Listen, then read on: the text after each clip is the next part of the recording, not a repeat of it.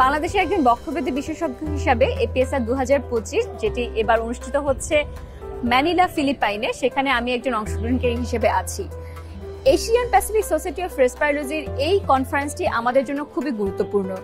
বাংলাদেশ থেকে অনেক ধরনের বক্ষব্যাধি বিশেষজ্ঞ এখানে আসেন, পাশাপাশি বিভিন্ন ধরনের অন্যান্য বিশেষজ্ঞরাও এখানে অংশগ্রহণ করছেন এবং তাদের মাঝে আমি একজন হিসেবে আনন্দিত বোধ করছি।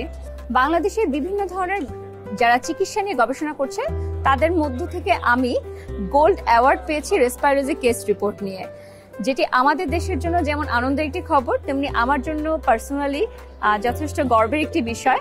এক্ষেত্রে আমি কৃতজ্ঞতা জানাই আমার যারা শিক্ষক আছে, আমার মেন্টর যারা আছে, বিশেষ করে বাংলাদেশ লাং ফাউন্ডেশনের সম্মানিত সভাপতি, প্রেসিডেন্ট এবং secretary general, treasurer, joint secretary সহ সবাইকে।